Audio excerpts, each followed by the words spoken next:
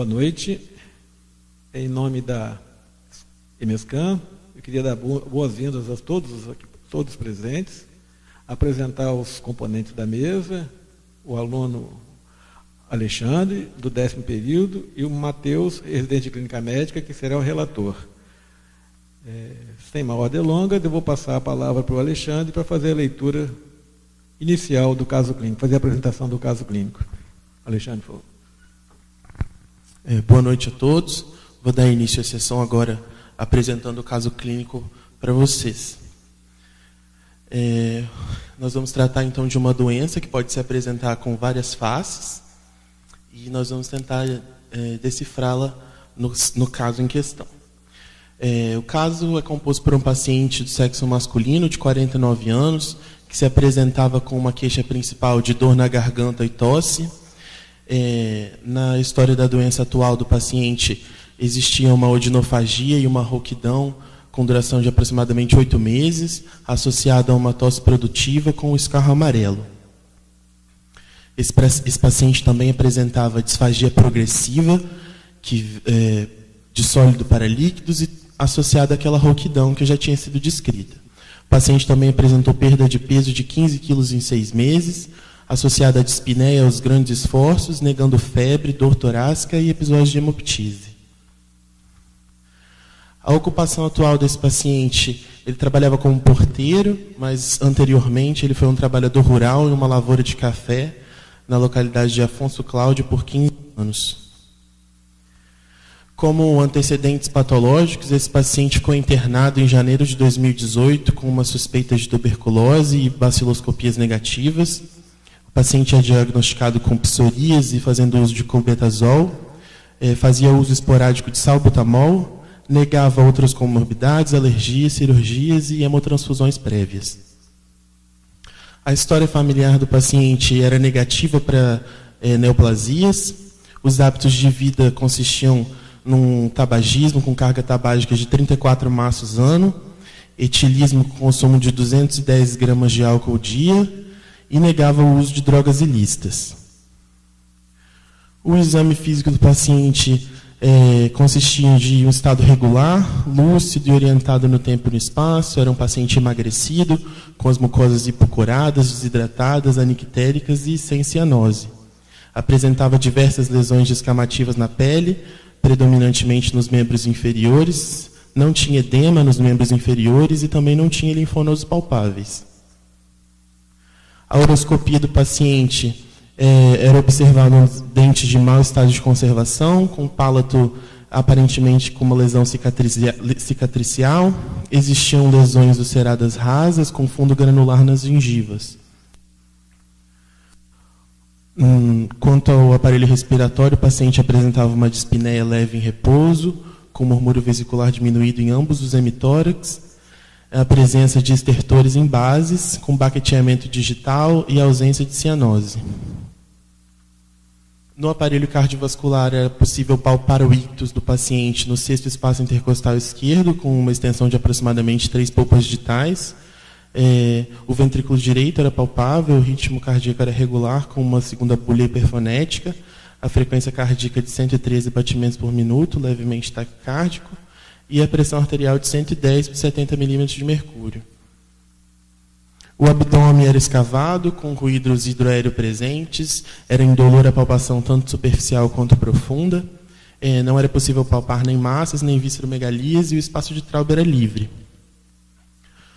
A admissão, o paciente foi submetido à coleta de sangue e realizado um hemograma, que evidenciou 5.260.000 hemácias, com uma hemoglobina de 16, hematócrito de 45%, VCM de 85%, leucócitos de 8.650, com 67% de segmentados, 23% de linfócitos, 6% de eosinófilos, 239.000 plaquetas, com ureia de 30, creatinina de 1,1, sódio de 135 e potássio de 5,2. Também foi colhida a gasometria, em que foi evidenciado um pH de 7,42, com PO2 de 32,4, saturação de oxigênio de 64,5, PCO2 de 47,1, bicarbonato de 29,9 e um basic SES de mais 4,5.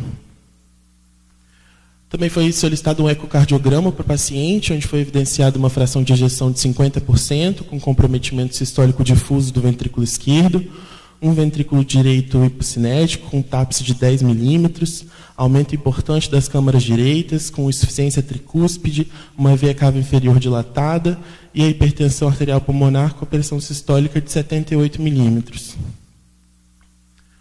Na espirometria do paciente foi constatado um distúrbio ventilatório obstrutivo grave, com redução da CVF e a prova broncodilatadora negativa. Também foi solicitada uma endoscopia digestiva alta, que evidenciou uma lesão deprimida e irregular, com uma coloração arroxeada, a cerca de 30 a 35 centímetros de distância da arcada dentária, acometendo cerca de 25% da circunferência, com erosão linear de cerca de 4 milímetros junto à junção esôfago-gástrica. Foi descrita uma esofagite grau A de Los Angeles, com pangastrite endoscópica erosiva intensa, uma bulbite erosiva leve, com teste da urease negativo. E essa era a imagem da radiografia de tórax do paciente na admissão.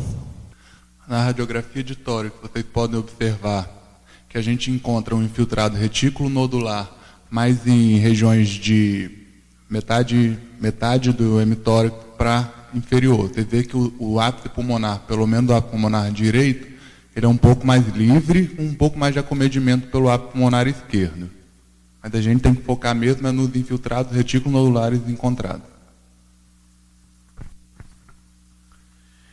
Após a radiografia de tórax, também foi solicitada uma tomografia computadorizada do tórax, evidenciando os pulmões.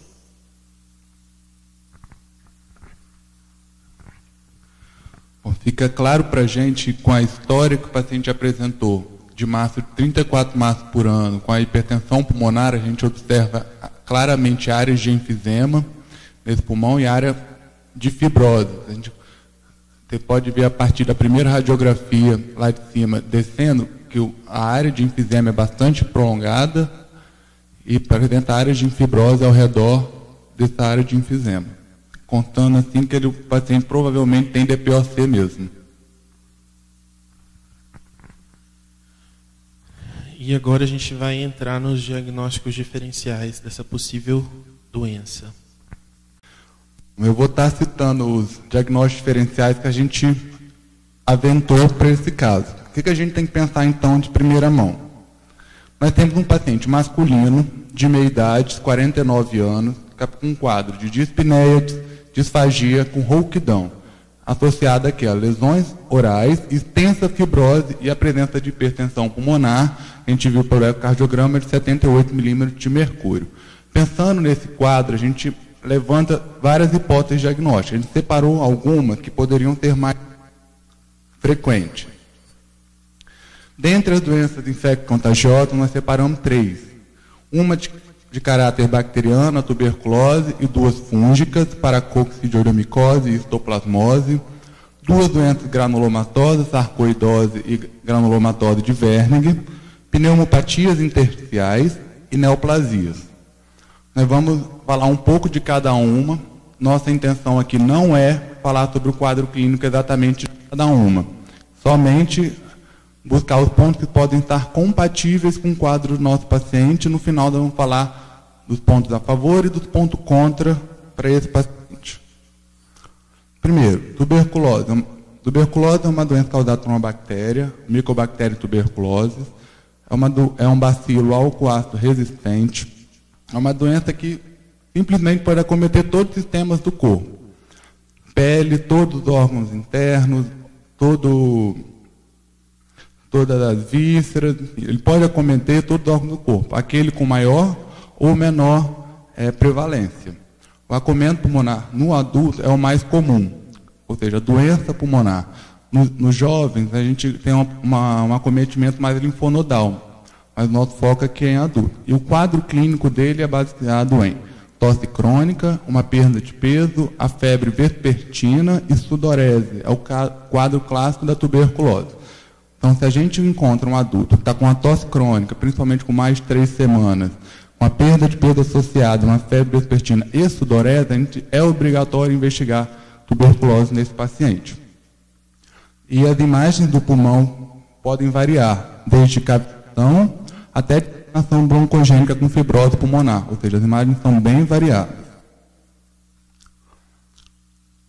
O acometimento oral da tuberculose ela é um pouco mais rara, mas ela acontece e ela às vezes pode aparecer com uma úlcera precedida de vesícula ou um nódulo em crescimento gradual e sempre tem uma linfonodomegalia regional. E uma tuberculose faringolaringe é ainda mais incomum do que a tuberculose oral. Ela apresenta com sintoma de disfonia, ou seja, alteração da voz ou tosse, e na literatura mesmo estão relatados disfonia progressiva em 85% dos casos, com ojinofagia em 40% a 95% dos casos, uma tosse não produtiva e estridor em casos mais graves. Bom, agora a gente vai colocar os pontos que são a favor e os pontos que são contra a gente pensar em tuberculose para o nosso paciente. O que diz que é a favor? É uma doença extremamente endêmica no Brasil. É uma doença que está acometida em todas as classes sociais, em todas as regiões do país, umas com mais, outras com menos perfis de prevalência, mas é uma doença endêmica. Ela é uma causadora de fibrose e causadora também de hipertensão pulmonar e pode cursar com acometimento laríngeo. E o que são contra a gente pensar em tuberculose para o nosso paciente? Costuma ser uma doença febril. Pelo menos o acometimento pulmonar, ela costuma ser febril.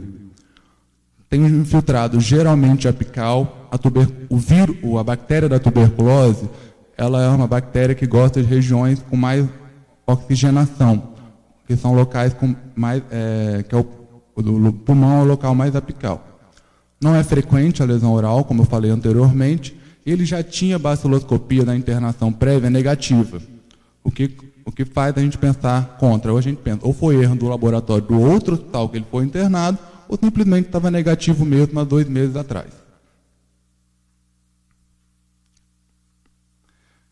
O outro diagnóstico que a gente pode aventar para esse paciente é a paracoccidioidomicose, uma doença causada por um fungo dimórfico, que ele pode variar dependendo da... É um fungo que, em temperatura ambiente, ele assume a fórmula de leveduriforme. Como é que o contágio dessa doença? É basicamente aéreo. As pessoas que trabalham em zona rural, trabalham com a terra, o fungo está lá presente, ela vai aspirar esse fungo e vai provavelmente ter ou não a doença cometida a depender. E ocorre transmissão aérea, como falei, não tem transmissão interpessoal. Os órgãos mais acometidos são os pulmões, linfonodos, tem a mucosa, um local bastante acometido, a pele com lesões cutâneas, fígado e baço também são bastante acometidos. O quadro clínico do paracoco ele evolui com uma história longa de evolução com tosse, expectoração e dispneia. Febre e emagrecimento podem estar presentes, mas não são 100% dos casos. As lesões orais também podem estar presentes, manifestando-se com rouquidão, tosse seca e ojinofagia. E as lesões na pele podem apresentar como pápulas, máculas, ectimas e úlceras, ou seja, um quadro clínico bem variado também de lesões na pele. Aí a gente vai... Os elementos a favor para o diagnóstico para paracoccidioidomicose. Ele foi trabalhador rural, durante 15 anos na lavoura de café, lá em Afonso Cláudio. Também é uma causadora de fibrose pulmonar e hipertensão pulmonar. Ele tem uma radiografia sugestiva de acometimento pelo fungo, ou seja, o paracoco ele tem um acometimento, em casos clássicos, mesmo conhecido como asa de borboleta, que pega as regiões de média e inferior de pulmões. E também tem lesões orais, rouquidão presente no nosso caso. E os elementos contra, ele tem ausência de lesões de pele sugestivas da doença do paracoco, ele tinha lesões de pele pela psoríase. Ele também tem uma ausência de comprometimento ganglionar. O comprometimento ganglionar é bastante comum no paracoco, e no nosso caso era negativo.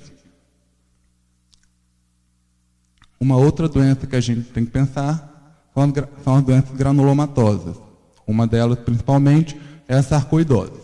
É uma doença formadora de granulomas, que não tem uma etiologia totalmente conhecida no meio acadêmico. Tem várias etiologias possíveis, etiologias virais, genéticas, mas ainda não é totalmente fechada. E ocorre a formação de granulomas não caseosos. O pulmão é o órgão mais afetado. No entanto, qualquer órgão do corpo pode ser acometido. O problema da sarcoidose é ela forma granulomas, mas não é o granuloma em si que é o causador da doença.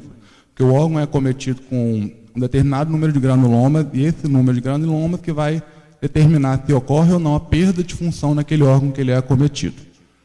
A sarcoidose é mais comum em mulheres do que em homens. É uma doença que ocorre bem em região norte do mundo, nas regiões anórticas, e a faixa etária também varia entre 20 a 40 anos. A maioria dos pacientes apresenta como queixa respiratória, pois o pulmão é o local mais acometido pela sarcoidose, sendo a tosse seca, a dispneia as principais queixas. Também tem que mais de 90% dos portadores de sarcoidose apresentam radiografia anormal, tendo a lesão mais encontrada como uma pneumopatia intersticial, ou seja, quando a gente pensa em pneumopatia intersticial, a sarcoidose entra no diagnóstico diferencial dela. Também pode ocorrer a presença de adenopatia hilar bilateral, quase 100% dos casos a presença de adenopatia hilar bilateral. O nosso paciente, só lembrando, não teve acometimento hilar. E tem uma mucosa nasal que pode estar comprometida em 20% dos casos, cursando com rouquidão, sibilo e dispneia. Os elementos a favor é o quadro clínico compatível, ele teve uma dispneia, teve uma tosse, uma história de adinamia e de perda de peso também, ele apresentou um infiltrado pulmonar. O que é contra? São doenças mais comuns em mulheres, ele teve ausência de linfonodomegalia, seja qualquer ela, ausência de acometimento cutâneo, que é muito comum na sarcoidose. Infiltrados são mais comuns também em lobos superiores, assim como a tuberculose, e geralmente cursa com espirometria de padrão restritivo. Só lembrando que a gente falou lá no início que a espirometria tinha padrão obstrutivo. Outra doença granulomatosa é a granulomatose de Wernicke, que é uma vasculite de médio e pequenos vasos, em que ocorre a formação também de granulomas. Esses granulomas são muito mais comuns em trato respiratório superior, região de mucosa sinusoidal, mucosa jugal, mucosa oral, que leva ao quadro clínico de uma coriza. Coriza é essa pio-sanguinolenta, que pode também ocorrer obstrução nasal, ulceração de pálatos e insepto, podendo ocorrer até estenose glótica, subglótica e traqueal. E até 90% dos casos são acometidos os pulmões, na forma de infiltrados, hemorragias ou captações. É sempre interessante lembrar na granulomatose de Wernicke que, juntando ela com a síndrome de Goodpasture e a poliangeite microscópica, elas compõem a síndrome pulmão-rim das granulomatoses das vasculites.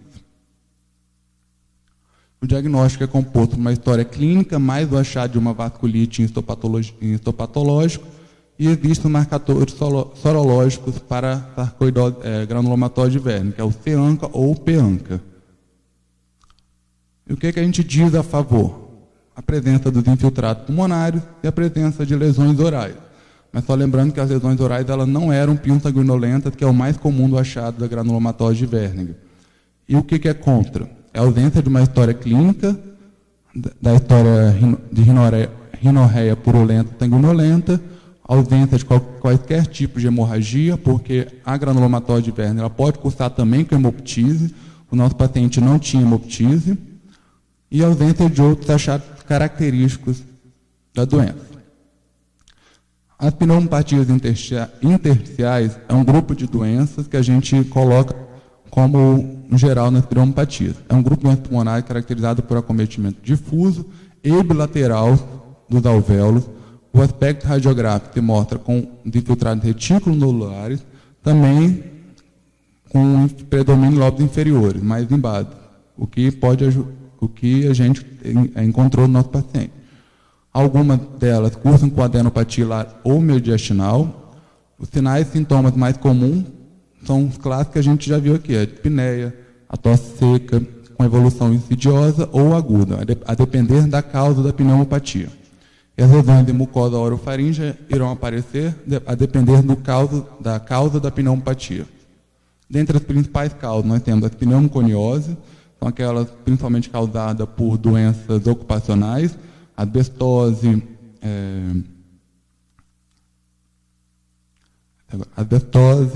aquela também silicose, as induzidas por drogas, principalmente hidralazina, doença, radioterapia, seja ela o motivo que for, colagenose, como lúpus, esclerodermia, ou até mesmo algumas medicações utilizadas em doenças reumatológicas, como metotrexate, pode estar cursando também com pneumopatia intersticial, umas síndromes hemorrágicas,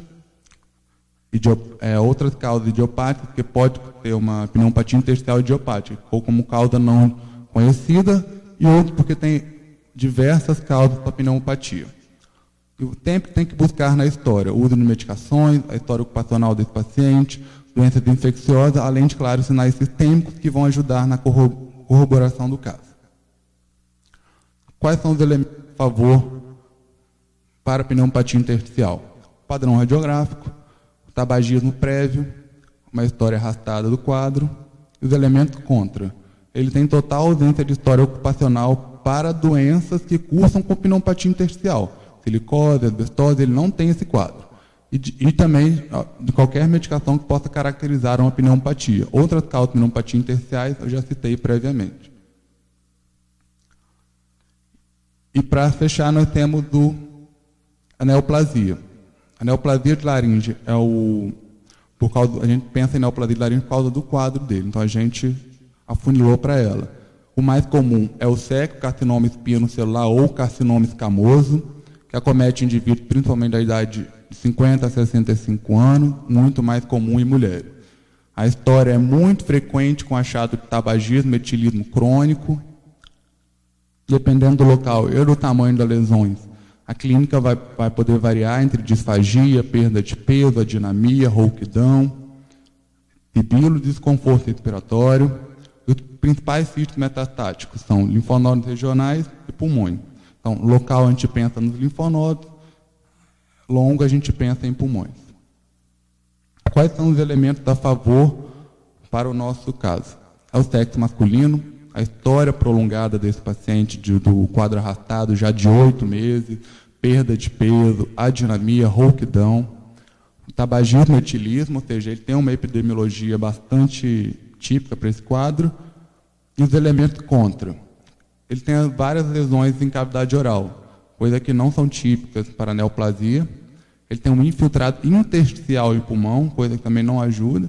Se a gente tivesse que pensar em metástase, seria mais imagens nodulares.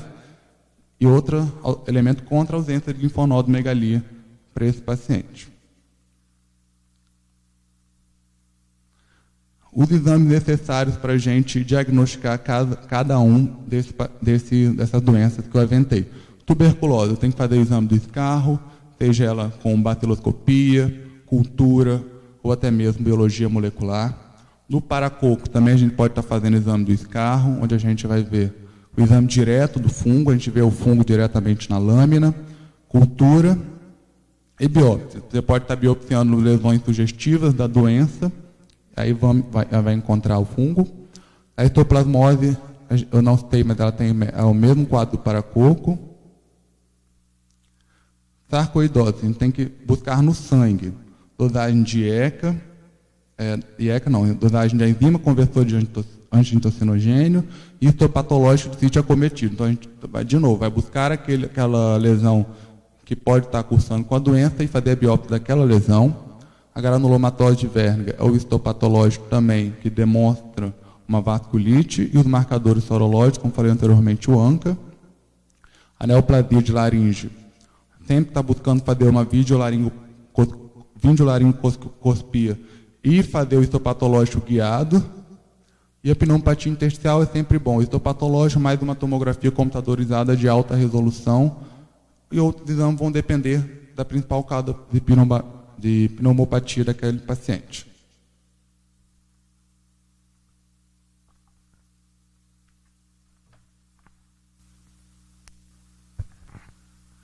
Eu queria abrir a discussão, estudantes estiverem aqui presentes, residentes estiverem aqui presentes, professores aqui presentes. Alguém quer fazer algum comentário? Menos a Luciene.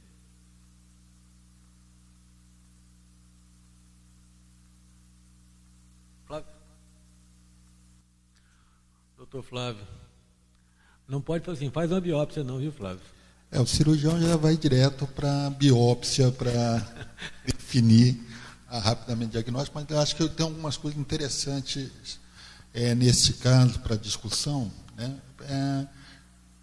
Trata-se de paciente com uma pneumopatia, né, com hipertensão pulmonar, corpo pulmonar, ou chamou atenção na gasometria ali, arterial, uma hipoxemia bastante significativa, provavelmente com insuficiência respiratória crônica, com baqueteamento digital, né, mas aquele nível de PO2 realmente é arterial ou seria venoso? Essa é uma indagação, se vocês repetiram, para ver se realmente era aquele grau de hipoxemia que foi mostrado ali, um PO2 menor que 40. Foi repetido várias vezes, né? E era mais ou menos assim sempre, né? Confirmado esse grau de hipoxemia, né? Tinha um PCO2 elevado também. Ele também tinha retenção de CO2. Quando vocês apresentaram a espirometria, falou-se padrão obstrutivo, mas se chamou atenção também para uma CVF reduzida. Será que não era um padrão mais misto? É misto. Obstrutivo e restritivo? É misto. Né? Pareceu mais misto do que puramente obstrutivo. Evidentemente, basta pegar a tomografia que você vê que... A análise, obviamente, do exame clínico pulmonar já mostra um componente restritivo. O outro aspecto que chamou atenção foi a disfagia e os achados da endoscopia. Fiquei curioso sobre a lesão arroxeada, né? Como é que vocês interpretaram essa lesão arroxeada, né, e essa disfagia desse paciente, visto que a lesão da orofaringe havia cicatrizado? Eu queria deixar essa discussão para daqui a pouquinho, Flávio, pode ser? Tá? Porque, na realidade, o diagnóstico foi tão rápido, o tratamento do paciente foi iniciado tão rápido, que a expectativa da gente é que a manifestação da disfagia ia ser resolvido rapidamente com o tratamento. Certo. Okay? Então, não houve nenhuma preocupação do endoscopista também em realizar biópsias? Foi feito biópsia. Foram feitas biópsias. Ok? Mais para o final da reunião, a patologista vai fazer um comentário sobre a biópsia e depois a gente volta à discussão. Felipe? Puxando um pouquinho a sardinha para o meu lado, eu acho que eu ia com o professor também, eu investigaria muito bem essa lesão no esôfago dele. A lesão pulmonar, apesar de bem expressiva, me chama a atenção o paciente ter tanta lesão respiratória no pulmão tão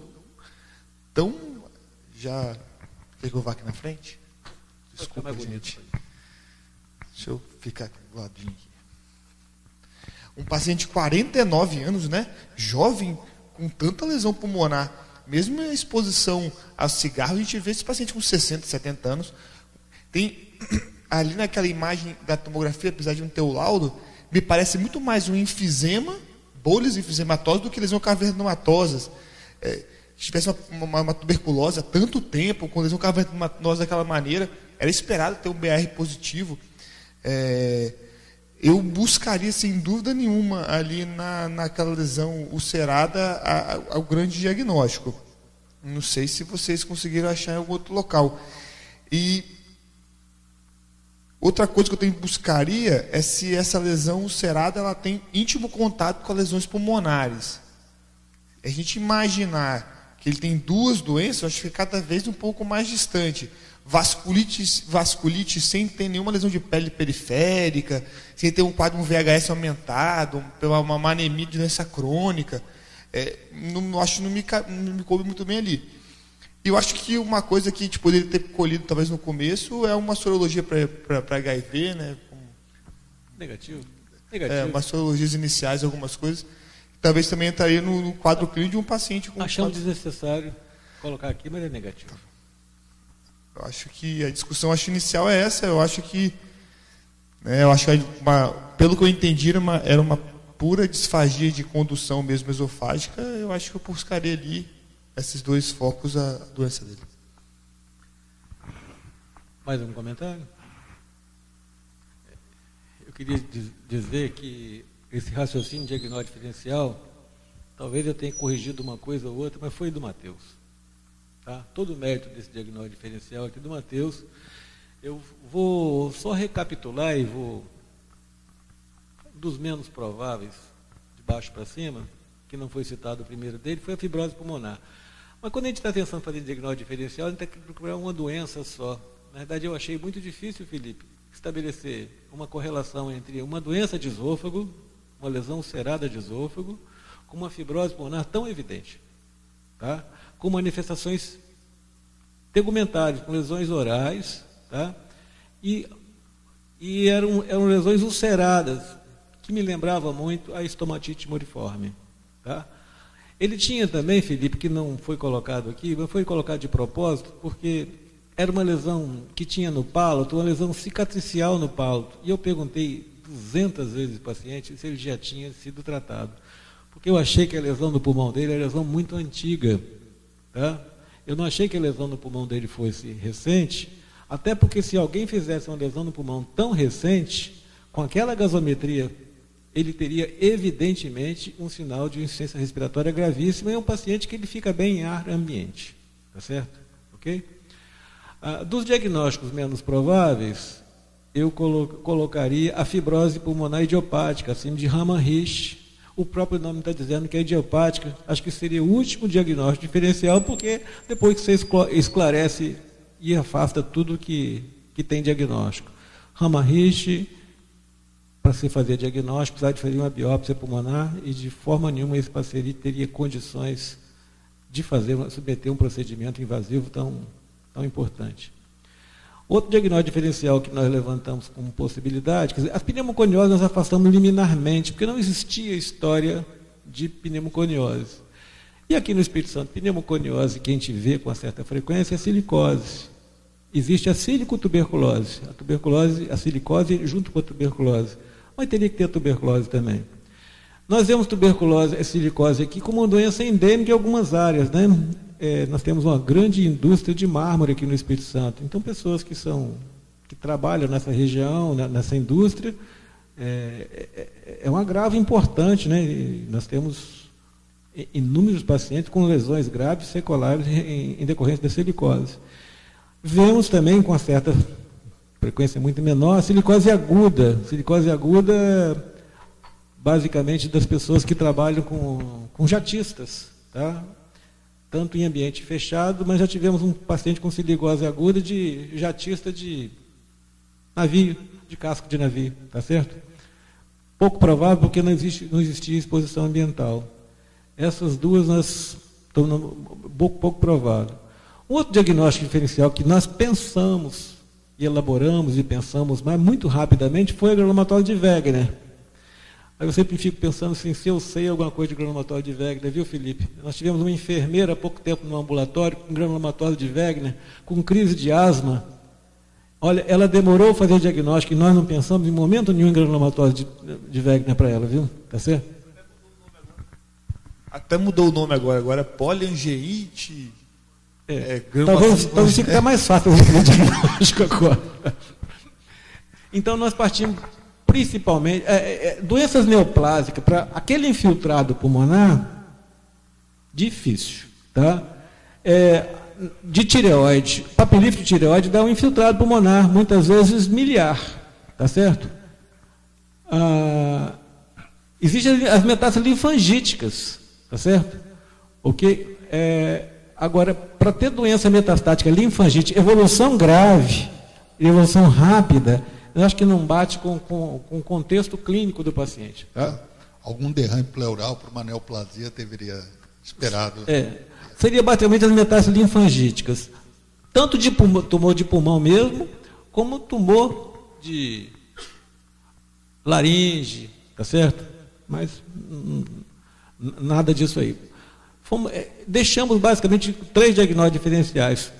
2, histoplasmose não é comum no nosso meio, embora no nosso meio as pessoas se exponham ao histoplasma capsulatum na infância.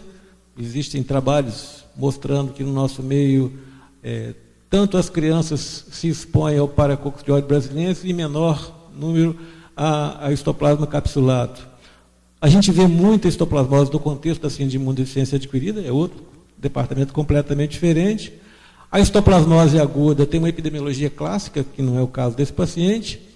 Agora, a lesão crônica da histoplasmose entraria como diagnóstico diferencial. É clássico, na literatura, né, a definição de histoplasmose como diagnóstico em pacientes com lesões pulmonares que se atribuía até então a histoplasmose, que é clássico, um trabalho publicado por Fox há mais de 40 anos, então entraria como qualquer forma de diagnóstico, mas não é o dia a dia de a gente fazer diagnóstico de histoplasmose. Eu só queria levantar a possibilidade, também para excluir, uma doença parasitária, que é a histosomose Manzoni. Histose Manzoni é uma doença que leva à hipertensão pulmonar. Tá? Mas de forma nenhuma ia justificar o resto do contexto clínico. Então nós ficamos com duas possibilidades diagnósticas. Não deu nem para pensar, né, Gracinha? Por favor. Boa noite.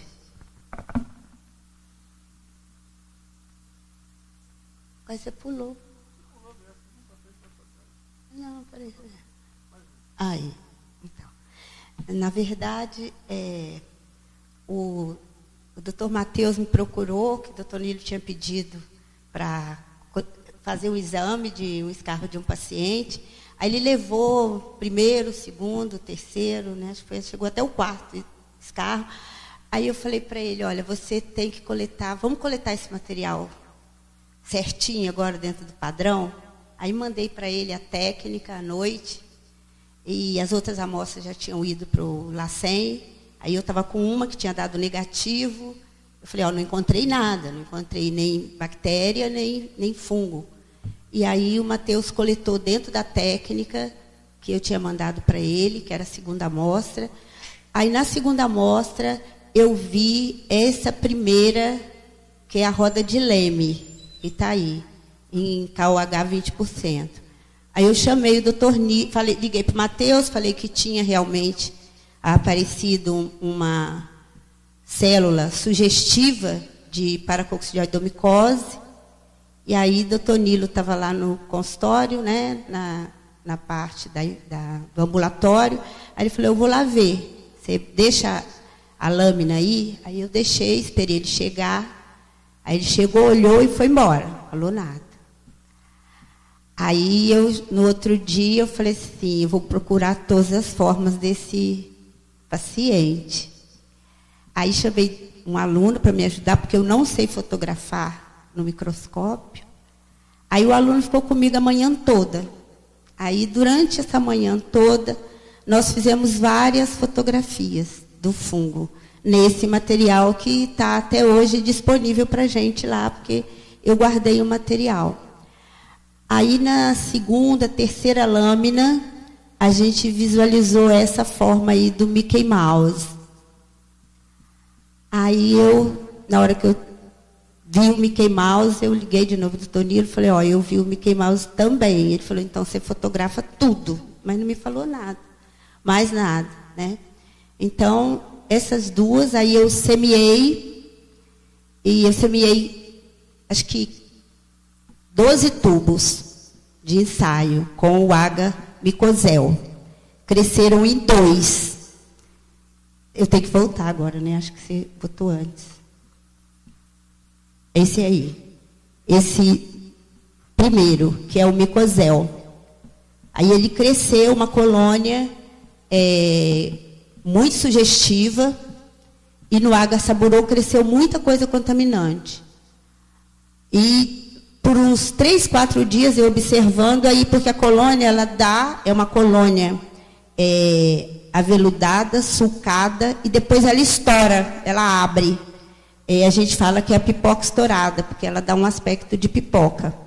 Aí eu peguei essa colônia em forma de pipoca e semeei no meio de Saburô a 37 graus e cresceu a forma leveduriforme, que é cerebriforme.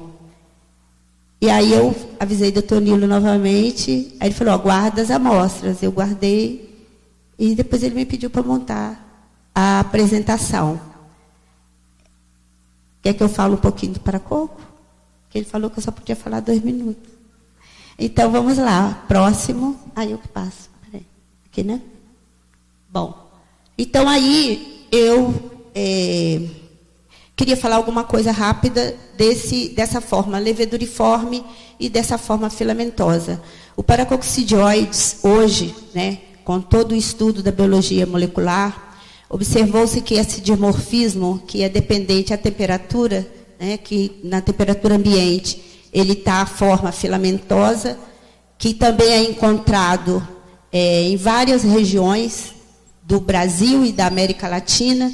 Nós podemos também pegar esse material e semear em condições específicas, no meio de água saburô, não no meio de micosel, água saburô, e dá 37 graus, vai formar a colônia leveduriforme, e estudando a estrutura dessas colônias, o que a gente observa? Que a forma parasitária, que é aquela forma que está no homem, é uma forma que tem uma dupla membrana, a célula, e além disso, nessa dupla membrana a gente tem um componente, que é o alfa-1,3-glucana.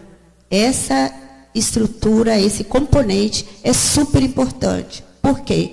Diminui a resposta inata, então o indivíduo é jovem, pode adquirir e desenvolver a doença, diminui a produção de TNF-alfa e, além disso, o estrogênio na mulher, ele funciona como inibidor dessa beta-glucana, dessa alfa-glucana. Motivo porque a gente encontra, hoje a literatura está amplamente difundida, porque a gente encontra mais em homem do que em mulher, mesmo os dois se expondo ao esporo do fungo. E a forma filamentosa, o ponto importante dessa forma é que o fungo, ele consegue, ele forma uns esporos, e esses esporos são altamente inaláveis, então eles são virulentos, enquanto que a forma leveduriforme é avirulenta. Ao contrário, a gente pensa assim, é virulento, então é ele que vai desenvolver a doença. Ele é virulento porque ele é inalado. A partir do momento que ele é inalado, o que acontece? Ele vai desenvolver a sua estrutura inicial, ele forma beta-glucana. E a beta-glucana não tem a mesma ação da alfa-1,3-glucana. E aí está claro a informação porque a forma filamentosa é a forma infectante e a forma leveduriforme é a forma parasitária.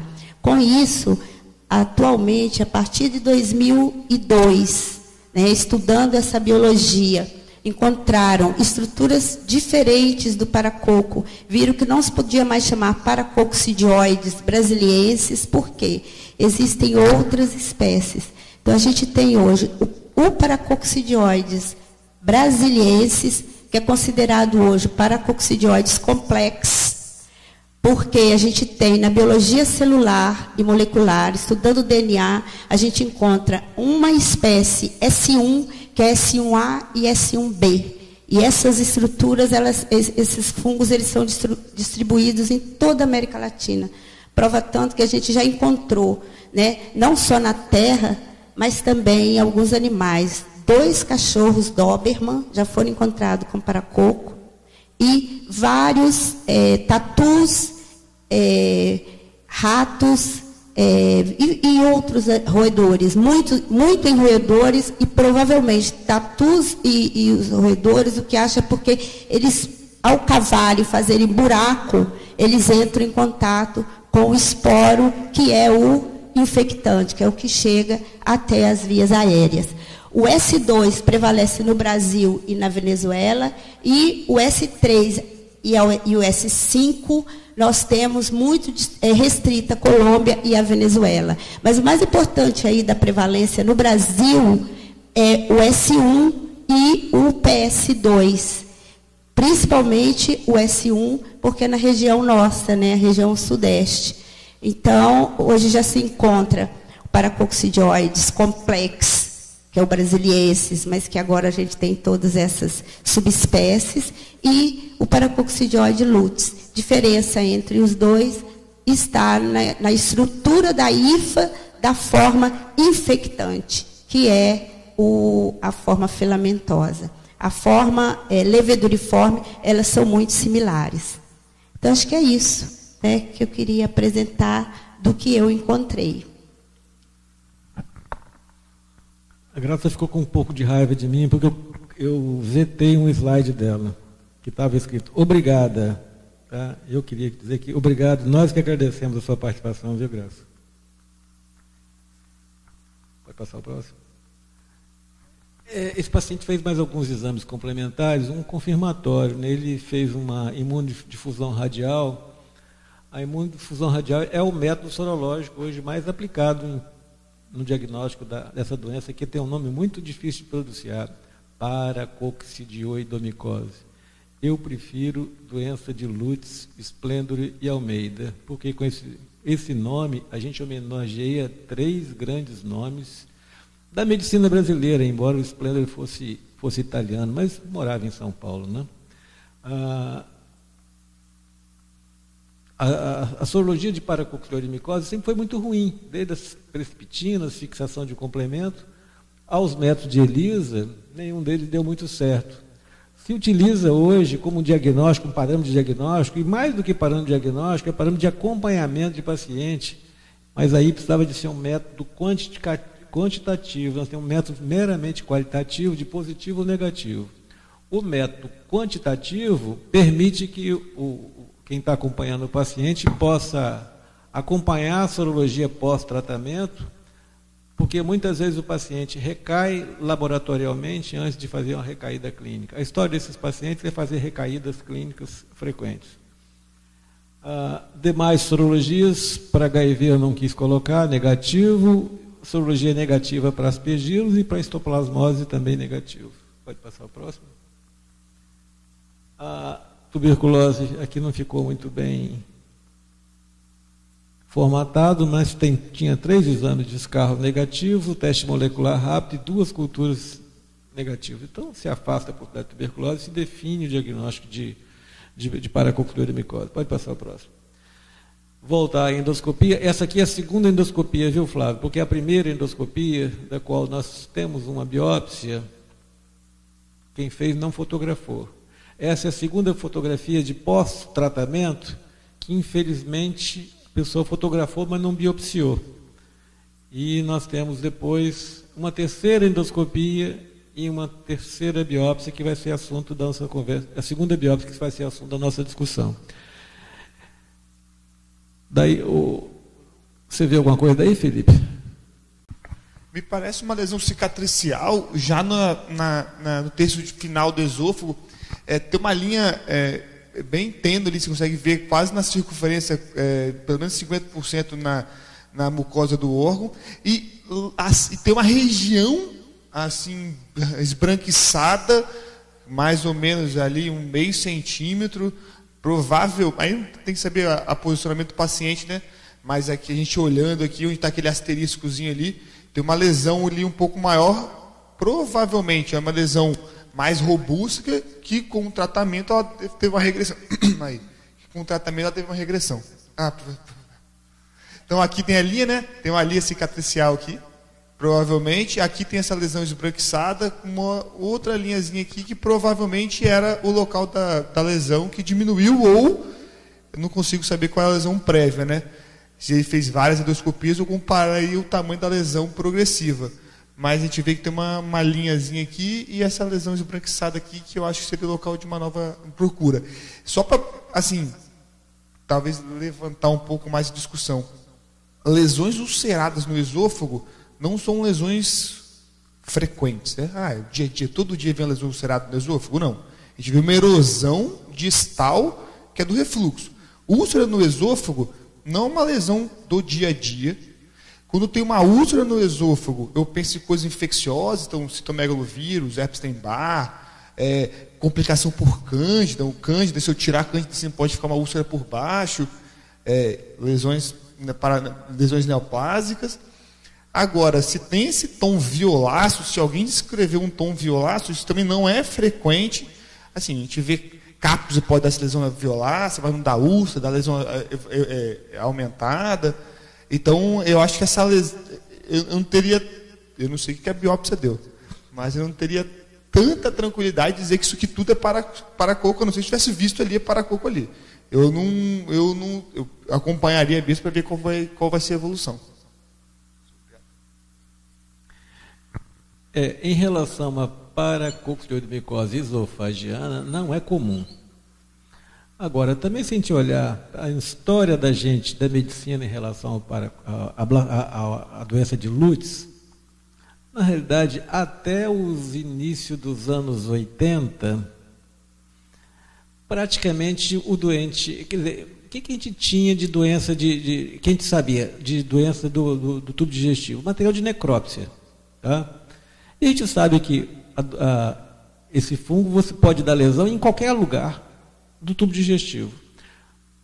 Clínica de doença é mais comum em cólon, ilho, terminal. Já tive, Felipe, paciente que eu fiz diagnóstico uma vez no menino com uma lesão, uma estenose de reto. Ele tinha uma síndrome absortiva e o diagnóstico saiu numa biópsia retal.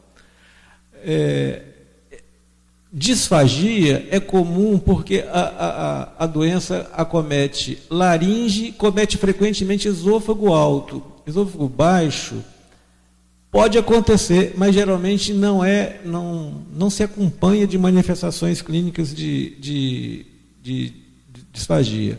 Esôfago alto quer dizer, dentro do contexto de uma coisa incomum, é mais frequente e muitas vezes se acompanha de fístulas esofágicas. Mas não é o caso aqui. Pode passar o próximo. Esse exame aqui é uma pena que o Juliano está com uma pessoa doente em casa, não pôde estar participando. Ele gentilmente fez uma laringoscopia do paciente. Tá? Respira. Mais uma vez. Segundo ele, tem um edema muito grande edema de cordas vocais e lesões ulceradas, pequenas, difusas. Respira. Esse aí é Juliano que está falando. Respira. Tá bom. Então a nariz toda infiltrada. Tá bom. Então a nariz toda infiltrada. Ok. O próximo, por favor. Eu acho que ele é desnecessário uma sequência de tomografia, mas o Cristiano teve que viajar, não está aqui presente. Eu queria até pular a tomografia, afinal de contas não tem aqui para fazer o comentário radiográfico. Não sei se ele queira ver. Quer passar? Uhum. Não. Bem, Flávio, citando o seu grande filósofo paulistano. Hein? Estava eu cá, Flávio, pensando que estava tudo resolvido. Tá? Tinha uma lesão de esôfago, a lesão de esôfago poderia ser associada ou não para coco. Eu já estava começando a tratar o paciente com sulfa, pensando em mandá-lo embora, tá?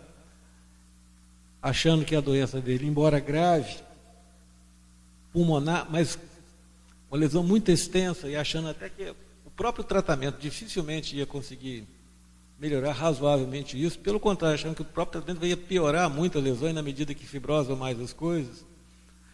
As lesões orais eram discretas, sem grande importância. Quando de repente uma vozinha me liga e me fala assim: tem alguma informação para você da biópsia de esôfago? Vai, vozinha. Vamos botar primeiro.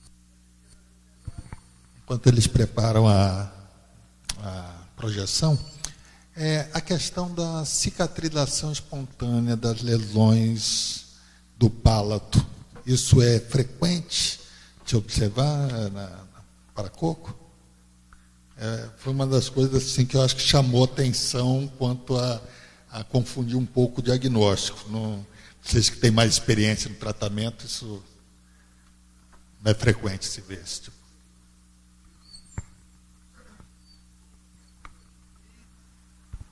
E esse enfisema todo que ele tem? Você acha que é tudo da lesão, duas lesões, do fungo e do... Então tem que estar muito atento a cuidado do paciente. Tá? Se é um paciente que transmite com muito, é um paciente com lesão tanto de pele como lesão de laringe. Bom, na verdade eu recebi a biópsia de esôfago e tinha um bilhete do lado do meu microscópio que era urgente. E só isso, biópsia de esôfago urgente. E eu, então, vi a biópsia e encontrei isso. Uma lesão ulcerada. Vocês que estão se habituando a ver as bolinhas azuis, né?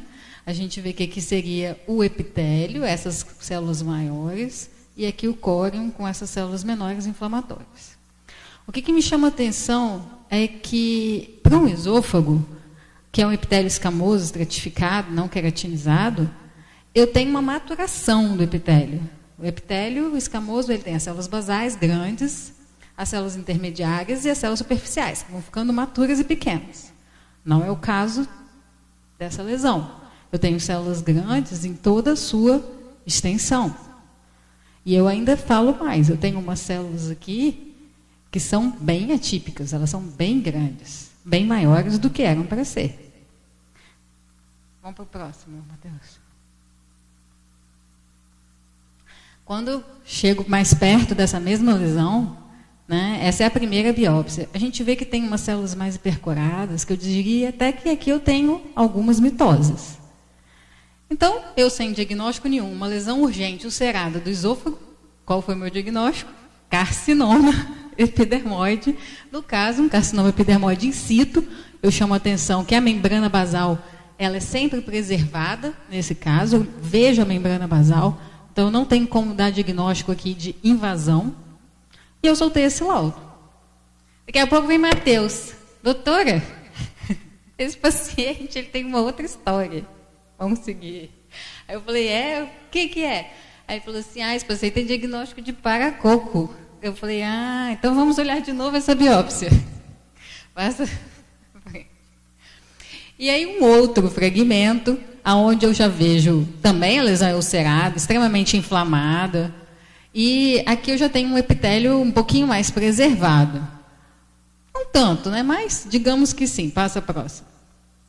Aqui, ó, eu já consigo ver as células grandes, mas elas vão maturando. Você vê que elas não são todas azuis, elas têm células rosas, que estão já com glicogênio, com maturação. Ótimo. Agora, só que agora, eu olhando com os olhos de quem estava procurando os paracocos, eu encontro uma célula gigante multinucleada. E dentro dela, vários negocinhos, assim, bem pequenos. Isso já no HI. Aí vai assim, né? O patologista só vê uma coisa, verdade. Se vê um câncer, acabou. A gente fez o diagnóstico que precisava. Aí eu liguei, aí doutor Nilo, né? E falei com o Matheus. Falei assim, nós temos uma neoplasia que está provavelmente correlacionada a uma doença crônica, que é o paracoco. Isso é muito infrequente. É descrito na literatura, mas não é frequente.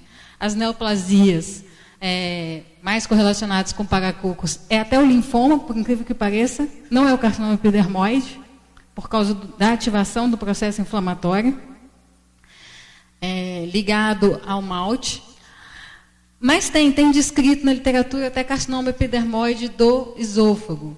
É raro, mas existe. Nós não somos os primeiros, né? Na laringe com mais frequência e etc. Vamos ver o próximo. Eu fiz um PAS, passa o próximo, vai estar melhor. Essa daí está meio fora de foco. Não está bom. Eu queria mostrar para vocês que, na verdade, quando fez essa biópsia de esôfago, ele já estava em tratamento. Então, o que a gente encontra dentro das células são microformas. A doutora Graça depois pode até complementar isso, porque ele já estava com um tempo de tratamento quando fez a biópsia. Mas eles estão aqui, né? Passa o próximo. Aqui em cima também. Aqui é mostrando a lesão ulcerada. Né? Aqui tem de novo a célula gigante, com eles aqui dentro. Próximo. Bom, aí então, nós conversamos, falamos, a gente tem então 2 diagnósticos numa mesma biópsia. E aí, será que tem mesmo esse carcinoma, ou era só por causa da lesão inflamatória? O que a gente faz? O que eu sugeri da gente fazer? Fazer mais um tempo de tratamento e rebiopsiar o paciente, para ver se essa lesão regredia. Como ela era exclusivamente in situ, né, eu falei assim, vamos esperar para ver como que esse paciente vai ficar depois? E aí o doutor Nilo hoje não deixou eu conseguir ver essa biópsia hoje, porque eles fizeram na sexta-feira. E a gente viu essa biópsia hoje e ninguém queria saber o diagnóstico. Falou, não vou contar, pode deixar, não conta. Está aqui a lesão. Como vocês veem, é uma lesão que continua ulcerada e que eu tenho ainda uma perda da maturação. O que é isso? Eu tenho a célula grande aqui e a célula grande aqui em cima. Então, esse epitélio ele não está maturando, ele não conseguiu recuperar ainda. Passa a próxima. De novo, olha, então a gente vê que é uma lesão que está ulcerada e eu tenho essas células hipercromáticas, pleomórficas, uma bem grande, outra maior ainda, células nucleoladas. E na maior parte desse epitélio eu não vejo maturação. Passa a próxima. Essa não ficou boa? Passa a próxima. Eu queria mostrar. Aí vem de novo, né, aquela área que é mais intenso o epitélio. Volta. Eu queria mostrar uma mitose naquela região. Está aqui uma mitose bem clássica. Mostrando que eu tenho. Eu não achei célula gigante de novo. Fiz o PAS, não deu positivo. Então, assim, associado a um paracoco. 2 diagnósticos em um só, né? De novo. As cápsulas estão grandes, mas a forma... Isso, ele está grande por fora, mas ele está pequenininho.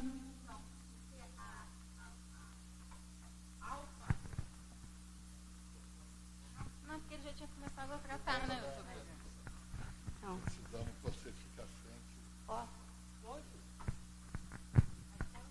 frente. Não, porque... Então, mas a alfa... 1,3-glucana, ela hoje é estudada nesse sentido, ela aumenta dentro da dupla membrana, porque ele é assim, é uma célula que ele tem uma membrana, depois sai outra membrana. Então, essa dupla membrana dele parece que ele está como se fosse encapsulado. E é rica nessa alfa 1,3-glucana. Então, a estrutura ali, quando você faz um exame de biologia molecular, você detecta bem essas estruturas e elas ficam bem proeminentes. Então, aquilo que você estava mostrando ali é essa estrutura. Só que ele está com a cápsula em volta grande e ele menorzinho contraído. E aí? Comentários. Está com medo? Realmente a gente vai entendendo, né? Mas algumas coisas até esperadas para o perfil do paciente.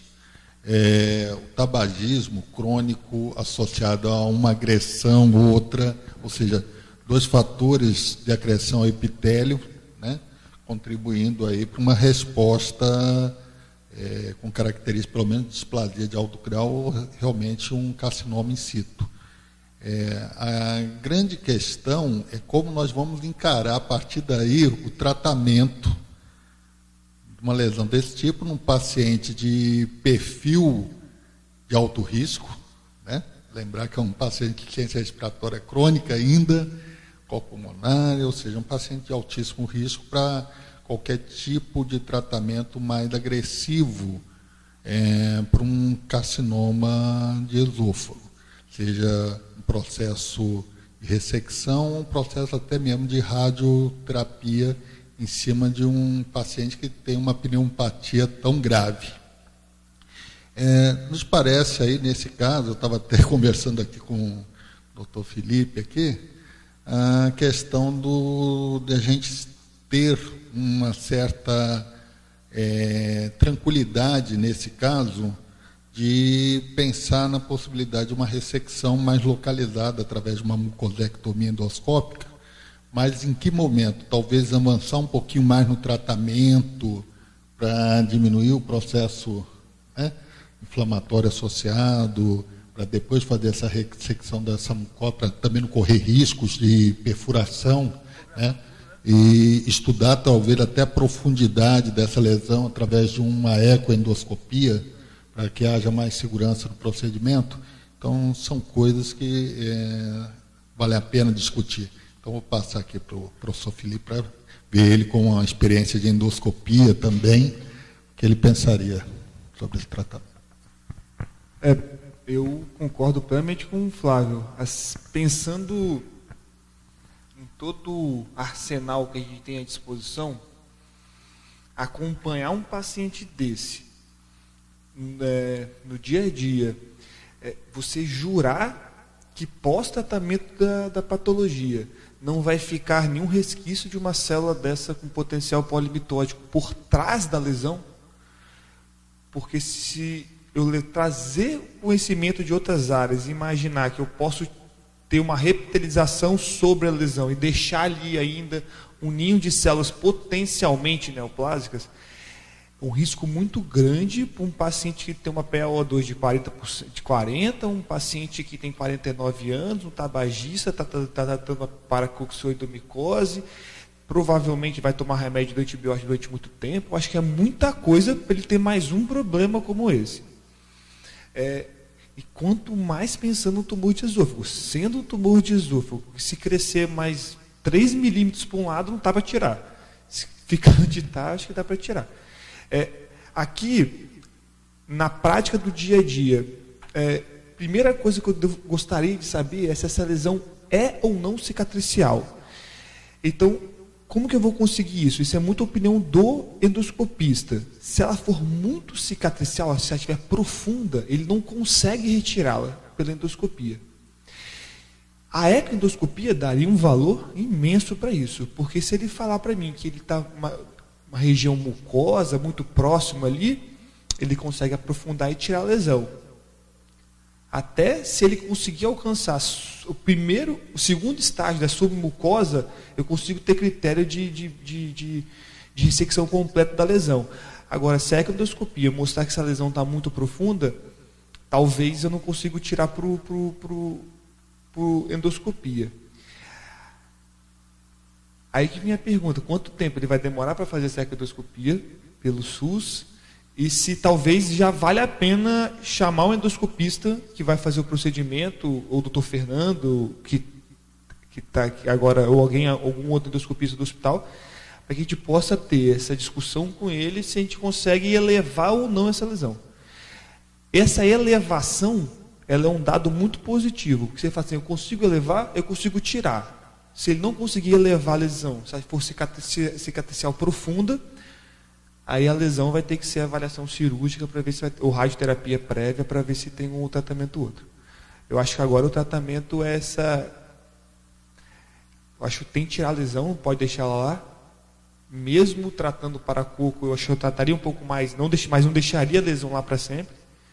Eu avaliaria como eu vou abordar. Se eu vou abordar ou por endoscopia ou se eu vou abordar por cirurgia daqui a um tempo. Acho que essa tem que ser a discussão. A gente não quer fazer duas doenças, mas as duas doenças obrigam a gente a fazer dois diagnósticos, né? Em relação a paracoco, pensando numa doença disseminada, tem algumas situações que são causas de doença disseminada. Uma é pessoa de raça amarela, comum em São Paulo, pessoas que têm doença disseminada, mas não é no pulmão, são aquelas, é uma síndrome parecida com a síndrome da paracoco infanto-juvenil, forma hepatosplenomegalia, forma de fungemia, completamente diferente. Os pacientes que têm síndrome de imunodeficiência adquirida, paracoco também é uma doença índice para diagnóstico de doença de síndrome de imunodeficiência adquirida, especialmente de formas assim estranhas, diferentes de paracoco, sem nervoso central, por exemplo. Tá? Nós temos alguns casos que temos nervoso central. Com imunobiológico, eu não tenho a menor ideia, porque eu nenhum paciente. Uma outra coisa que está sempre junto com o diagnóstico de paracoco, embora aparentemente tenha sido descartado, é a tuberculose. No grupo de pacientes que tem paracoco, no pulmão, 15 a 20% dos pacientes têm tuberculose junto, mas aparentemente foi descartado. Eu não vejo a neoplasia como indutor de doença disseminada nesse paciente, de forma nenhuma. Eu acho que são duas coisas completamente. Tá? E a lesão esofágica, até que o ponto em que vista da presença do fungo, levando a processos inflamatórios, tenha levado a esse tipo de... Eu não tenho convicção. Tá? O que nos fez mudar o curso aqui, porque nós mudamos a indicação. No início eu achava que não dava para fazer anfotericina, até porque o paciente já tinha um clearance borderline. Mas mesmo assim nós usamos a anfotericina diariamente chegamos a 2,5 gramas de anfotericina, num prazo assim, mínimo possível, 50 miligramas por dia. Em alguns momentos a função renal flutuou para pior, tivemos que diminuir um pouquinho a dose, sem parar a medicação. E agora ele está em casa tomando sulfa-metoxazol trimetoprim, numa dose um pouquinho maior. Ele toma 6 comprimidos por dia.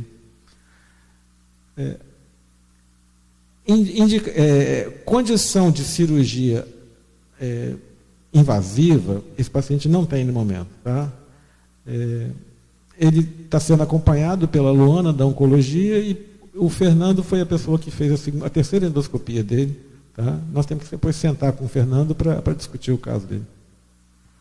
Acho que é sentar com ele, ter a própria experiência dele, porque a literatura diz expressamente isso. Não existe nenhum exame que você possa fazer que corrobora com a capacidade de elevar ou não lesão a experiência do patologista, ou do endoscopista. Então, acho que a experiência dele, se elevar, tirar, e sem dúvida nenhuma, falar com ele, você vai tirar, mas vai botar os grampinhos no isopor para que a patologista possa avaliar, senão se vier bem igual um pergaminho, não sabe onde que é, norte, sul, não dá para saber nada. Então tem que ir alguém de vocês para botar os grampinhos lá certinho, para ficar bonitinho.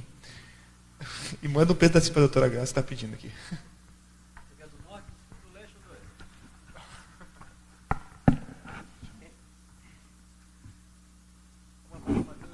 Alexandre?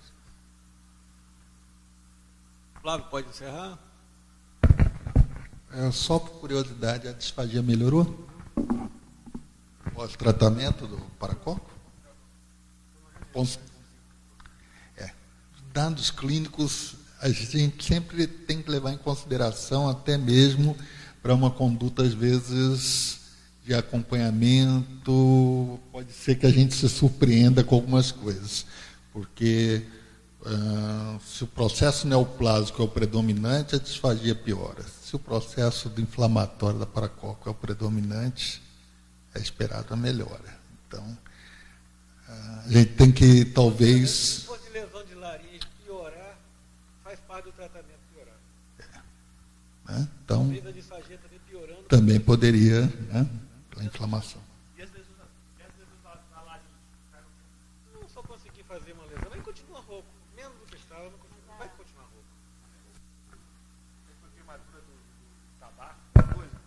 Às vezes lesão da própria inalação do gás do tabaco, alguma coisa, não melhorou também, né? Continua lá a lesão, né? É reversível, mas parece que ele tinha lesão de laringe mesmo, né? Ulcerações ali, mas fica como próximo questionamento.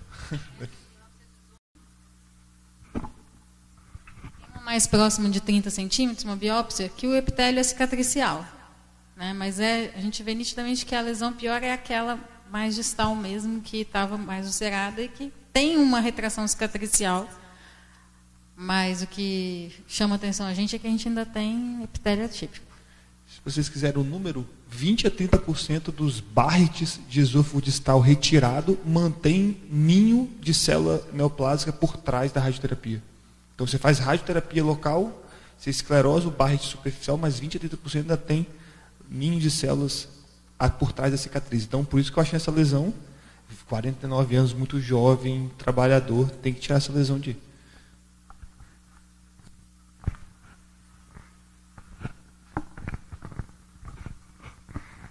Só mais um comentário, assim, achei muito interessante, né? Mas cada vez mais a gente vai ver a comorbidade, né, de condições clínicas.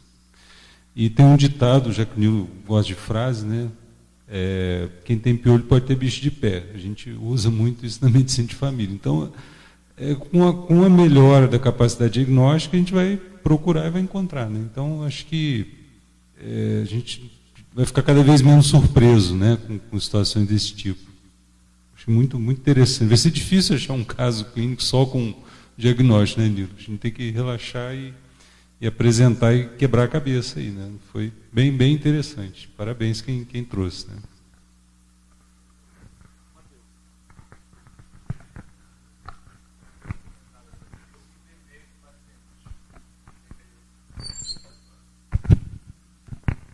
Assim, o mérito é do Dr. Nilo, não é meu não, mas eu que internei esse paciente lá no início de março, logo no início da residência. Foi um pedido da doutora Ana Paula, um ambulatório de quarta-feira. Ela falou que tinha um paciente de tal maneira, liguei para o Dr. Nilo e falei, posso internar? Ele, sem problema nenhum.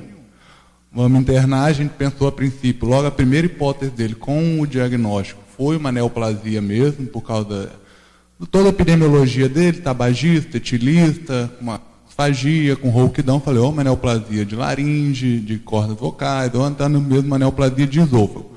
Foi uma surpresa para mim quando veio paracoco. Quem levantou a hipótese de paracoco foi até o Dr. Nilo. Aí meio que a gente se encontrou ali, ficou um carcinoma e ficou um paracoco.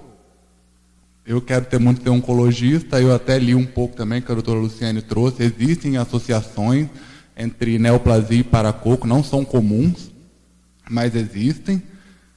Eu acho que é isso. O caso trouxe grande repercussão, porque a gente nunca pensa em duas doenças no mesmo paciente. A gente sempre tenta associar uma doença com tudo. Eu estou rodando na hemato agora, a gente sempre pensa assim. O hematologista sempre fala, apareceu uma coisa em determinado lugar que era longe do sítio primário. Não, vamos associar a doença primária, nunca vamos pensar numa outra doença. Porque se começar a pensar numa outra doença é querer quebrar a cabeça, vamos pensar na doença primária. Esse caso não, teve duas doenças mesmo, no mesmo paciente. Isso se tornou bem interessante. Para iniciar e para terminar, eu só quero dizer, Matheus, que lembrando do jogo do Brasil com a Alemanha, eu acho que paracoco o diagnóstico é 7 paracoco, 1 para doença neoplásica. Mas parece que o jogo só termina quando acaba, né? Parece que quase caminhando para o empate.